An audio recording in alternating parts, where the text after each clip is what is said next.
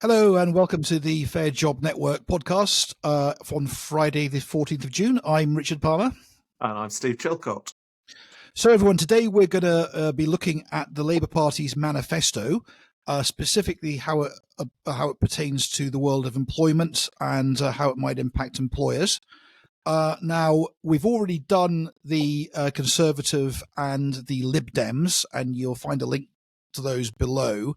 And earlier this week, before the Labour Party manifesto was published, we went through the Labour website and looked at their policies that they were publishing on the website and went through each of those. Now, interestingly enough, Steve checked today to see if those policies were still there, didn't you, Steve? And what did you find? I did, and they completely disappeared. So They disappeared, really? So we've now only got the manifesto on the Labour Party website. And what would you say the big difference between the manifesto is and the policies that they had that they deleted? So certainly when it comes to employment, and this is the area that they call their New Deal for working people, it is much slimmed down. It is very top level. It doesn't go into anywhere near as the depth of detail that they previously had on their website when we looked at it earlier this week. And it's probably just worth noting that, we did an analysis earlier in the week of that detail. So if you are interested in looking at what that detail is, because as we said, it's no longer on their website, have a look at our previous video that I'm sure we can put a link below for. Yeah, we'll do that. And I think that's quite interesting because just in general, the feedback on the Labour manifesto in the media seems to be that they've left themselves a great deal of wriggle room. They haven't really committed to anything. And certainly with the debate that was on the telly, was it last night? The most recent debate? Yeah. Angela Rayner was getting a bit of stick from the other leaders. And a lot of the line she was taking was, very sort of formulated, wasn't it? And this seems to be running throughout this manifesto. Yes, because as I say, the manifesto around their New Deal for working people is very, very top level. And as you say, therefore, it does give them an awful lot of wriggle room. Whereas the previous information was very detailed and very prescriptive. For example, particularly around the trade unions and what they had in mind around legislation around trade union recognition, industrial action. All of that detail is not there now. And I think, we passed comment in our last analysis that, we think that the Labour Party were being that prescriptive in a very pro-trade union perspective, having had a meeting with the senior reps of the main trade unions who had been very uncomfortable with some of the messaging coming out. So, of course, now it's all up in the open with the manifesto being so unspecific. It's, we have to wait to see whether the Labour Party, when they're in government, as I think everyone expects them to be, do they continue down that path that they were previously discussing in terms of making it a lot easier for trade union recognition, trade union access to the workplace, where they're making that a statutory right that trade unions have access to every single workplace for recruitment, for union membership recruitment, including in businesses that have no union recognition, which was quite shocking. Will, in reality, once they get their feet under the table, will they implement those measures, or will they hold back on them? We now don't know because the manifesto is so unspecific. Which it sort of leaves the public second guessing, and leaves us second guessing. And I think one of the interesting things here about this whole bit about unions is, as Steve said, on the policy detail, which we went in a fair amount of detail, and you can see the link below. We really looked at some of those Labour union policies, and they were quite radical.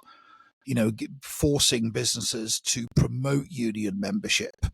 Forcing businesses to allow union reps to speak to non-union members within their organization. This is pretty heavy stuff. I think one of the interesting things that's sort of largely gone uncommented on in the headline media has been that Unite, which is the largest trade union in Britain, have not endorsed the Labour Party in this election. Now, I wonder if that is the result of a conversation between union leaders and Labour leadership, where Labour leadership has actually said, "Look, if we're going to win power, we're not willing to promote this as aggressively as you want us to." And I'm wondering that. I mean, Starmer's very difficult to read. He flip-flops all over the place.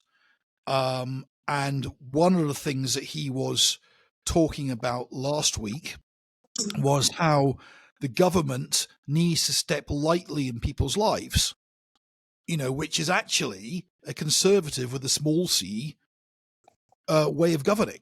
Is that suggests that we're not going to interfere in your life all the time. We're not going to legislate on every single possible aspect of your life and your interaction with the state.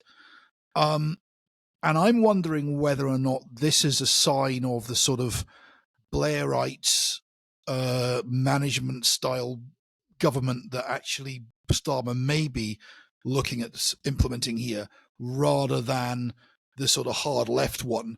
But it is, what the hell are the public meant to think? Because 1 minute when he was saying that he was saying that at the same time as they still had those policies up on the website.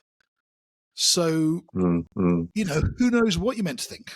And of course, another area where there's been conflict between some of the unions and the Labour Party is around the whole green agenda, the net zero agenda, where, the trade unions were very, very aware how that is going to further decimate some of the industry across the country. And yes, there will be new areas of industry, but there are very significant areas of industry now that moving towards this net zero policy is going to, as I say, decimate significant areas of industry. There's a lot of concern about I think looking at some of these policies, they're coming out with these broad announcements that are a little bit like, "Oh yeah, we stand for world peace." By that I mean they're saying something like, "We'll fix the NHS." All right, so how are you going to do that? What's the plan? And they're very, very loose on those details. So in terms of the new worker deal, or the new deal for workers, it's all very Rooseveltian. What is there anything in there that jumped out at you, or is there anything specifically that you want to highlight to people? Right, let me just go to that section of my notes. So again, and this is the case across all areas, they're very sort of grandstanding, top level intentions that are talked about, but with very little detail of the hows and the details of that. So, they talk about that they want greater in-work security, better pay, and more autonomy in the workplace. They state that Britain's employment laws are outdated and not fit for the modern economy, and claim that conservative legislation has fueled hostility and confrontation, leading to poor industrial relations, and that work is insecure, inflexible, and frequently low paid. So they mention about implementing Labour's plan to make work pay. And it does say they're going to introduce within the first 100 days new legislation to deliver the New Deal for working people.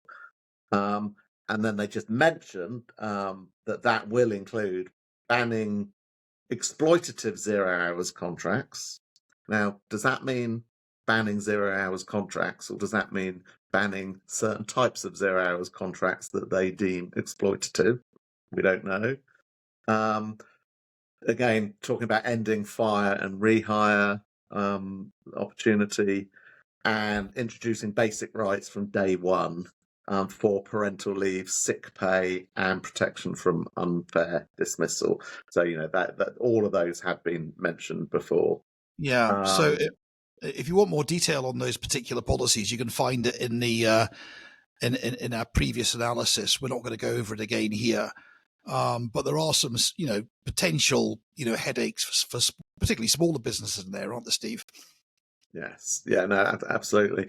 And then they say they're going to strengthen the collective voice of workers through, including through trade unions. But don't go into any detail, and that's the area that they did previously go into lots of detail around. So again, we wait to see what that turns out to be.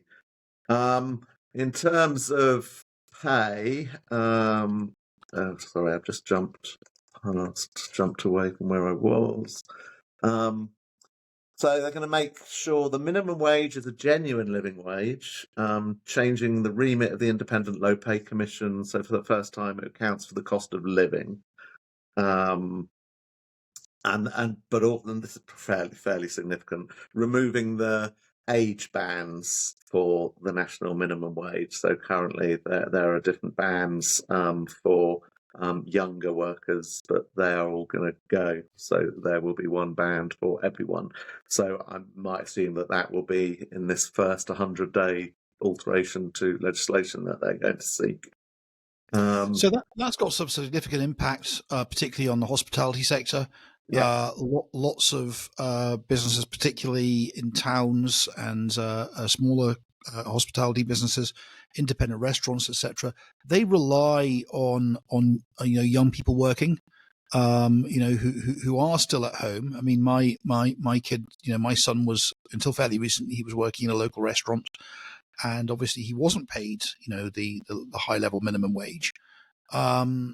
But if he wanted to earn that high level minimum wage, he could have, because there were other employers who were offering it.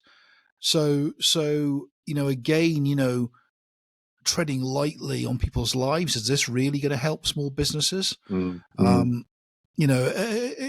It's this could also result in there not being as many opportunities. I mean, what we've seen in California, which isn't particularly been reported on in the UK very much, is a huge increase in the minimum wage over there, to I think $25 an hour or something, wasn't it, Stephen?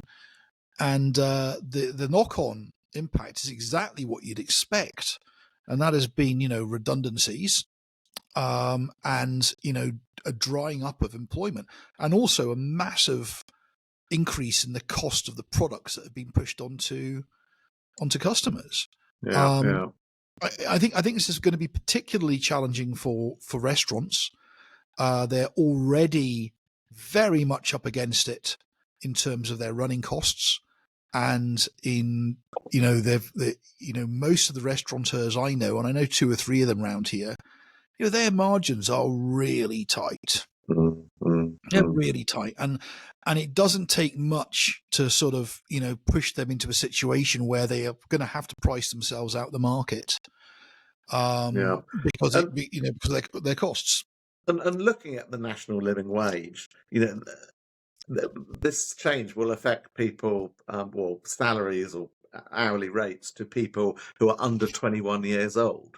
Yeah, So currently, if you're over 21, the national living wage is £11.44 an hour. Currently, if you're 18 to 22, that drops. And as you say, this is the minimum. Anyone can pay more than this, but the minimum drops for 18 to 20-year-olds to £8.60, for 16 to 17-year-olds £6.40. Now, I think everyone knows vast majority of under 21-year-olds are living at home with their yeah, parents. yeah, So, as another example, my son's 16. Today he finishes his GCSEs. He's got some work, but going to be looking for more work over the summer holiday. The concept of a 16-year-old who's just finished their GCSEs, who lives at home, from a legal perspective, commanding the same rate of pay as me, his 50-something-year-old dad, does seem somewhat unnecessary, frankly. yeah. And I think this is just going to cost opportunities for youngsters. Yeah. I think, and that's not a good thing, because the more young people we can encourage into doing work, even if it's a couple of, even if it's a shift a week when they're 16, after while they're at school or whatever, it actually is a hugely important thing, because so many young people are coming into the workplace having never worked before. Not like our generation where people would the norm was you'd be pulling pints or whatever when while you were at university or college, and so when you came into the workplace you did have experience of working. And one of the big complaints about young employees now is that they come into the workplace and they haven't got any of the basic skills that are required to survive in a workplace, like turning up on time, like understanding that you're going to be working with people who may not agree with you on certain things. That if your boss shouts at you, he doesn't necessarily mean he's bullying you. It might just mean that you're doing something where you might actually hurt yourself and he needs to get your attention. Yeah. And we know that this is a problem. We can see the figures. We also know that there are some quite swivel-eyed ways of trying to address it, including some HR people talking about, Generation X. I mean, one of the them yesterday was saying how, on LinkedIn, Generation Z, they don't, we have to start making work attractive for them. And you have to understand that lots of people in Generation Z have side hustles, whatever those are. And, you've got to build in the ability for them to do their side hustle while having their day job. I mean, what the hell's that about? And so how is this going to help, prepare youngsters for the workplace when they're going full time? I just think it's I understand why they're doing it, but I there are other ways they could do this, and they could do it through the benefit system. So if you are a 16-year-old and you're not living at home, and you have got to pay for your accommodation, well, actually, there's an argument for saying, well, why shouldn't they be able to access the minimum wage at that level? But you can do that through the benefit system. You could address it through that, and you could say, well, actually, this person will be on this, and we can adjust it whatever way, rather than trying to I guess that there might be a way of dealing it in that manner for the tiny numbers that would be in that scenario. Exactly, but of course, again, tiny it's just numbers. a sledgehammer to crack a nut, which will reduce the opportunities for people like my son to get that first foot on the ladder in a holiday job. Yeah, and I think the other thing that's a bit depressing here is that what it's doing is it's ignoring the fact that a lot of people's route into work is through holiday jobs. So I mean, especially around here, rural, I mean, I live in the Northumberland and rural Northumberland. We've got small towns, we've got small villages. Lots of the work here is in things like tourism, it's the things like forestry, it's things like farming, and that casual labour that they do as young people while they're at school or college, that often turns into the career. That often becomes that career, and it doesn't. It's what I suppose you could call an informal apprenticeship. Yeah. And it just seems a way of pulling the ladder up a bit there. There's never an understanding that of the consequences of increasing demands on business, costs on business will have a consequence. That consequence is not as many opportunities for workers, especially at a time when other costs are very, very high. Yeah. So I don't think we can welcome this at all. So I think we know if Labour win, and they win with a majority, that 0 hours contracts will be banned in some way or another. They're going to end hire and fire. There'll be day one employment rights, and those changes to the national minimum wage. Just moving on to sort of equalities areas, rather. If I just move to that area. So they talk about strengthening the rights to equal pay and protections from maternity and menopause discrimination, and sexual harassment. So they're again, no detail, but they're going to be upping the ante in those areas. They're going to obviously in 2010, the Equality Act came about, and largely that was pulling together the previous separate acts of race relations, sex discrimination, disability discrimination. All these were netted up into the Equality Act. Well, now, so Labour Party are going to be introducing a new Race Equality Act, to enshrine in law the full right to equal pay for Black, Asian, and other ethnic minority people, and to strengthen protection against dual discrimination and root out racial inequalities. So having all those areas being brought together in one, which I think there was one benefit to having them all together covered in one, almost feels a bit of a backward step in terms of now they're going to splinter off and create some separate additional race equality legislation. So this is very disconcerting, because the principle of the Equality Act is to treat everybody equal. What they're saying here is they're going to identify specific racial characteristics. So they're going to take BAME people, and then they're going to legislate specifically for people who are BAME. So that sounds like it. Yeah, so that's not a good thing. And also, it states that they're going to reverse the Conservatives' decision to downgrade the monitoring of anti-Semitic and Islamophobic hate. Right. So basically, what this means, this is another interesting one, isn't it?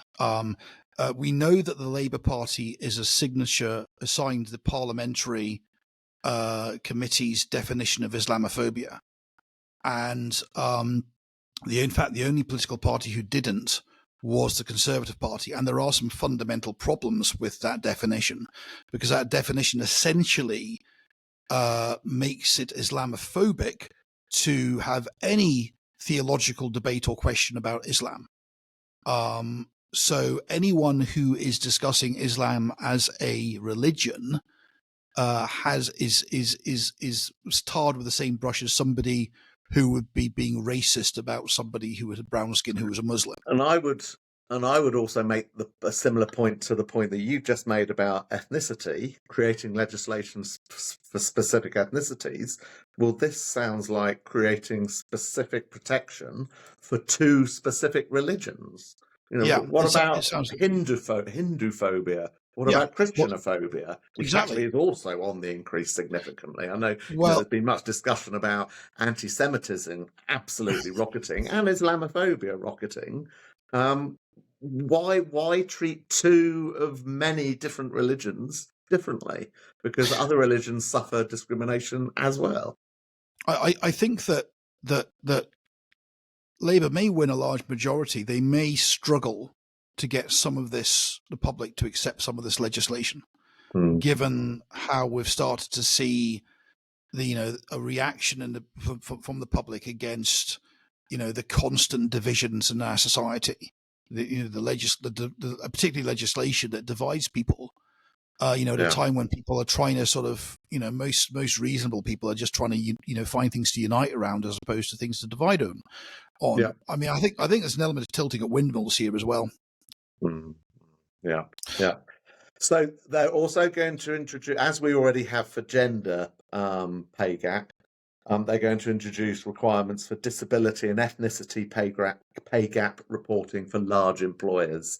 So I assume that will continue as with the gender pay. So it'll be employers of 250 or more staff that will then be required to do that. And I know, as good as the intention might be, that I know, having done it myself and in organisations, having to produce and run and report on these things is onerous.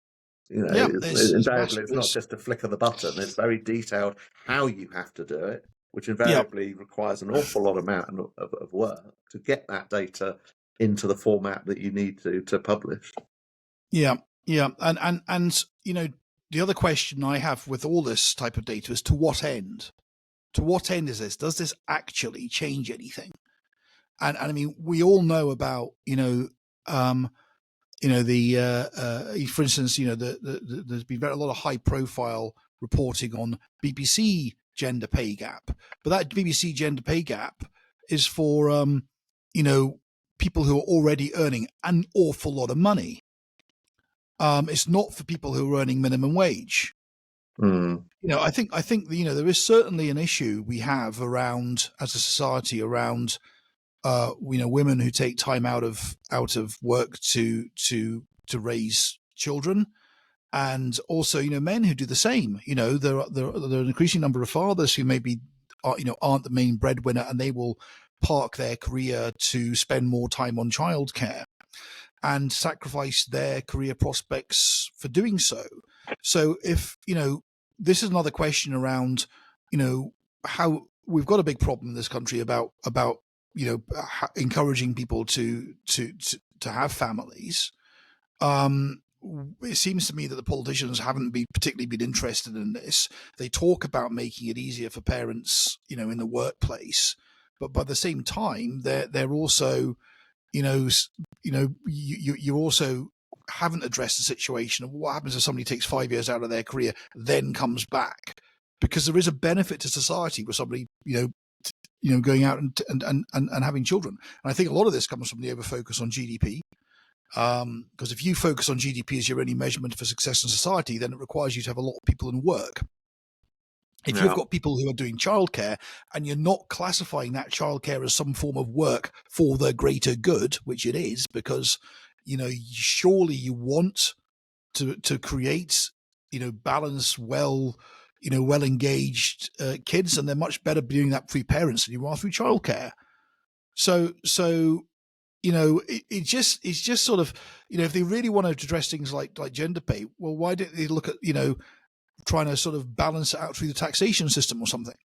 Just a suggestion. If somebody takes 5 years off to go and help bring up their kids, well, why not, when they come back from that, that they get recognition for that in their tax for the next 5 years? Yes, no, that's an interesting thought. Yes. And if the government was serious about doing something about this, maybe they'd be looking at that rather than getting companies to do this sort of stuff. Which actually, I'd not thought about that before. That's a very interesting suggestion, because one thinks it could be quite easy to apply just by adjusting tax codes very easy for returners from maternity or parental leave. So you take my wife. I mean, I was working away from home when we had kids, so she couldn't work effectively. So she put her career on hold for effectively about 8 years. When she came back, she went on a lower salary than the salary that she'd left when she went away. So, as a result, her career was, effectively anchored down at, 8 at that point. So women are given this choice, and particularly women are given the choice to either have family or have a career. I always think on this subject, the basic principle must be equal pay for work of equal value. That is the crucial point. It is wholly unfair and should be unlawful for a woman to get paid a lower salary for doing the same job as an equivalent male. Yeah. And I'd like to have an argument with anyone that disagrees with that sentiment. But as we know, lots of discussions and lots of debates about the gender pay gap. And another aspect to it is that women often choose to work in industries through the flexibility and the availability of part-time work and flexible hours and shifts, etc., in sectors that are lower paid. So hospitality, retail, care work, because those industries offer greater flexibility of employment. You can pick and choose what hours you work. If you don't want to work full-time, there's much more presence of part-time work in those industries. That's one of the drivers why women tend to work in those sectors, because they tend to be more frequently the care provider. Not always, but more frequently they are. And therefore that is one cause to gender pay differentials. But as long as you're sound and you fully regulate and punish where it doesn't happen, where there isn't equal pay for work of equal value, then you will always have a pay gap. Yeah, absolutely. I think there are some quite just getting back to the policy here that in the manifesto, that there are some things here that I think are I think the Labour Party is going to come, it's a great one for pointing the finger at the Tories for the culture war. But actually, we know that most of the culture war issues have come from the left. Well, on that subject, I was just going to mention, and these aren't specifically pertaining to employment or the workplace, but I was just going to mention them because they also talk about Labour will protect LGBT plus and disabled people by making all existing strands of hate crime an aggravated offence. Now, the detail of that will obviously be very interesting. What are they going to define as a hate crime? One assumes not a non-crime hate event, or however they describe it currently. But again, this comes down to, if I punch you unconscious, is that assault more serious because I did it because you're a gay man than I did it because you looked at me in the wrong way and I didn't like the attitude you were giving me? Should degrees of violence be judged on the directing factor in the violence? And this is already very much, we know this has already been, been in law to a certain extent, and it's used as a sort of hate is maybe not aggravated under law, but it's certainly used in sentencing. And actually, this week we had a situation where a chap went and assaulted attacked a Jewish supermarket up in Golders Green with a knife, and threatened staff, and assaulted a member of staff, and amazingly enough, he wasn't actually prosecuted under any hate law. There was no discussion about why he was motivated to do this. Now we know that this seems to be employed somewhat arbitrarily, so maybe, giving Labour the benefit of the devil's advocate, maybe this would mean that type of situation would be, they would have to actually acknowledge, the CPS would have to acknowledge that there was a aggravation behind this. But I mean, I think getting broader again, it's rather than applying the law universally. Yeah. They're looking at taking individual identity groups out and then creating laws specific to those identity groups.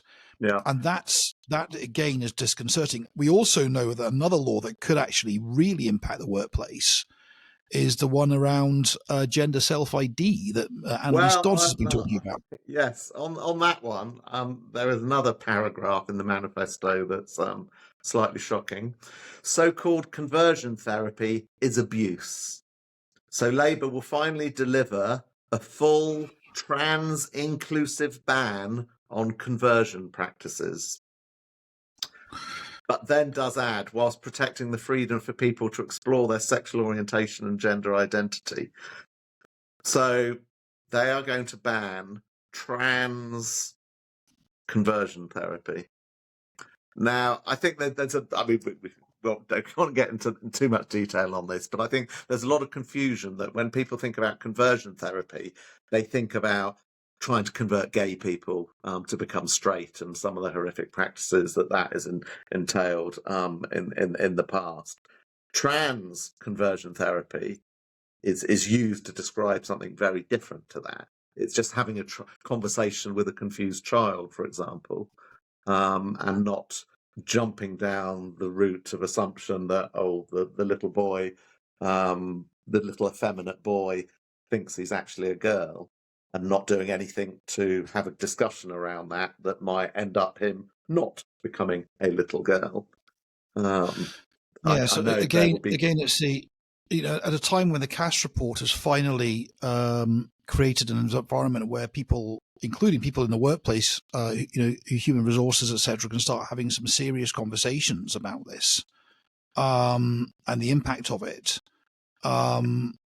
We're now talking about bringing in a law that will effectively chill that conversation again, because people will always err on the side of caution. And if that's a woolly law, and let's face it, a lot of these so-called hate crime laws are very woolly, then, and I think they're deliberately written that way so that they can be used to silence conversation, to silence debate, to silence, important conversations. The Now, very last sentence in their section on equality there is good to see. So it starts off saying Labour is proud of the Equality Act and rights protection that it affords women. And the next point, we will continue to support the implementation of its single-sex exceptions. So that, to right, me, okay. acknowledges that they have an intention to acknowledge the requirement for single-sex spaces, for example. I think that, I think one of the things that people have let Keir Starmer off with in the last few months has been that up in Scotland, if anyone has been paying attention, Scotland tried to bring through, the Scottish government will actually have brought through a very intrusive hate crime act, and it's called the Hate Crime and Public Order Act 2021. It's been almost impossible to enforce because it literally requires, it basically adds a whole load of criteria to what was previously various hate speech elements in different acts. But it's a massive overreach. For instance, you can be prosecuted for having a conversation in the privacy of your own home. Context is no longer taken into consideration about prosecution. So whole prosecution. So in theory, somebody who is in a play playing a Nazi officer or being filmed playing a Nazi officer could actually be prosecuted for playing that role. Very, very badly written law. Very when it came in, despite the fact the SNP were told that would never work, they were told, they were advised by the police, they were advised by their own lawyers, and yet they still brought it in. And the consequences of bringing that in brought down Humza Yousaf as leader of the SNP, and will probably see the SNP take an absolute drubbing at this next election. Now, I'm not saying that's the only reason why they're facing that, but it's one of the big reasons, because people do not. People who've enjoyed freedom of speech and freedom of expression do not like it when somebody turns around and says they can't have that anymore. And actually, we've seen that in the workplace by some of the disastrous figures that have come out since EDI policies have been enforced across the UK. Now, one thing that nobody's holding Starmer to on account here is that the Labour government, the Labour Party in Scotland, as did the Lib Dems, both supported that act in Scotland. And nobody has turned around to Starmer in these elections and said, you supported that act in Scotland. Does that mean to say that you're going to support something similar in England and Wales? Yeah. So, I don't know why they're not asking him this, but that's one of the things I would be asking him. Maybe I was paying more attention to what's happening in Scotland because I'm Scottish. But, that's a big if. Now, I'm wondering whether or not, one thing about Starmer is that we know that he is lubricious, which is a word I like. It means slippery. And we know that Mr. Starmer's main priority seemed to be power.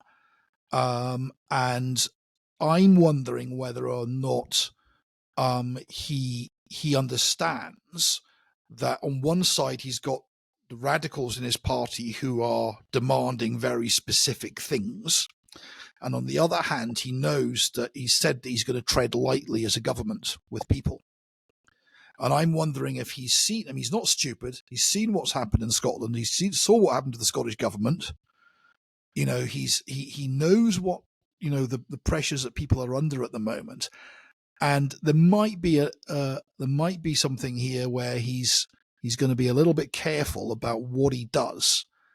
But because he's treading this line between balancing off the radicals in his party with the non-Labour voters that he needs to win over to win the election. This is why we're seeing such a wishy-washy manifesto without anything really being specifically addressed. So, what are your thoughts on that? No, I completely agree. and I can also understand why he would be doing that. In the scenario where all the opinion polls were pointing in the direction that you're going to win, and you're probably going to win quite healthily, you wouldn't want to tie yourself down, and you would want to balance those very different audiences and churches, as you say, the left of your party, the trade union movement, and then the wider public. Not least the red wall or the blue wall that you want to win back, and Scotland as well. In that context of the SNP, really not in great times as well. So he's playing to many different audiences. Yeah. Well, okay. I think we've done a pretty deep dive on it. I mean, I know we segued a bit off there, but the thing is that was important because what it shows that actually we don't really know what Labour are going to do in power. They've not been particularly specific. They've put this manifesto out, but we also know from previous governments that manifesto. How much of the manifesto do the Conservatives live, and also Mr. Starmer's leadership manifesto for the Labour Party. I think he's only implemented about 80% of it. So, my view is, well, let's see what happens. We'll believe it when we see it. Yeah. And go to the polls with that thought in your mind, because I don't think anybody can necessarily take any, a person who's potentially going to win power at their word in this day and age. Unfortunately not. Great. Okay. Anything else to talk about? No, not for me today. Is it worthwhile us doing a session on reform on Monday? Yes, definitely. Okay. We can do that. And we'll also chuck the Greens in there as well, because, we need to, I think, and the other thing we could do actually, Steve, is we mustn't forget we've also got Scottish viewers and Welsh viewers. So I'll have a look at Plaid Cymru and the SNP. And if you do the Greens and and Reform, sure. And then we can look at those parties, as according to YouGov, Reform have now overtaken. In second place, we've leapfrogged the Conservative Party. The inflection point has passed, so very interesting times. Just to reiterate, Steve used "we" there because Steve is a Reform candidate. However, I will make the point, and Steve will again, that we are approaching this whole debate here with objective employers' hats on as to what this means for the workplace and for British people who are trying to, run businesses or just get on with trying to do their jobs. Great. Okay. If you like what you heard today, please follow us. You can do so by clicking one of the links below. If you are an employer and you're interested in joining the Fair Job Initiative, we have just introduced monthly subscriptions, which means if you're a small business, so that's under £150,000 turnover a year, you can get a membership of the Fair Job Initiative and access to all of our materials, our 6 rules for a harmonious workplace, and all the supporting stuff behind that for $19.99 a month. So that'll be up and live for signing up sometime over the weekend. So watch this space, and until next time, it's goodbye from me. And it's goodbye from him. I should have been wearing my black glasses so we could do the 2 Ronnies. Let's put those on. So hold on a second. So it's goodbye from me. And it's goodbye from him. Good night.